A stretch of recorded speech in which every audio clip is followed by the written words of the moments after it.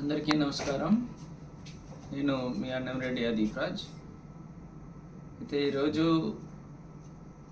ఎంత స్పీడ్గా పుకార్లు వాళ్ళంతా కూడా హల్చల్ చేస్తున్నాయో మనందరం కూడా చూస్తున్నాం.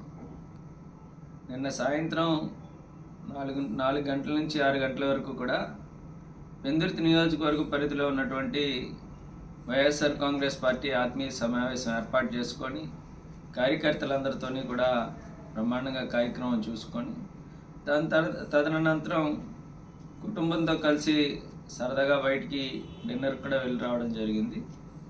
అయితే కొంచెం అనీజీగా అనిపించి, గ్యాస్ట్రిక్కా లేదంటే ఫుడ్ పాయిజన్ అయిందా అనుకుంటే తెలియదు, కానీ చిన్న అనీజీగా అనిపించి తెల్లవారుజామున సుమారుగా 2:30-3 గంటలకు నేను హాస్పిటల్కి వెళ్ళడం, అప్పుడు 6 గంటలకల్లా నేను డిశ్చార్జ్ అయిపోయి బయటికి రావడం కూడా జరిగింది.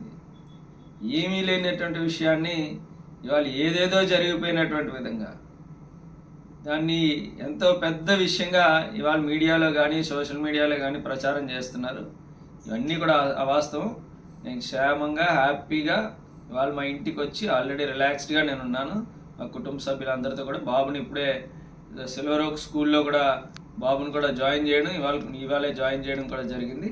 అంతా హ్యాపీగా ఉంది. ఎవరు ఎటువంటి సందేహాలు, ఇటువంటి వార్తలు వీటిని కూడా నమ్మకూడదని చెప్పి మరీ కోరుకుంటూ, ప్రజలందరి దీవెనలు ఆశీస్సులతో మరింతగా పార్టీని బలోపేతం చేయడానికి మళ్ళీ ఏదైతే మనం అనుకున్న స్కెడ్యూల్ ప్రకారం కార్యక్రమాలన్నీ కూడా సవ్యంగానే జరుగుతాయి. రేపు ఎల్లుండి నుంచి మళ్ళీ అందరికీ కూడా అందుబాటులో కూడా ఉంటాను.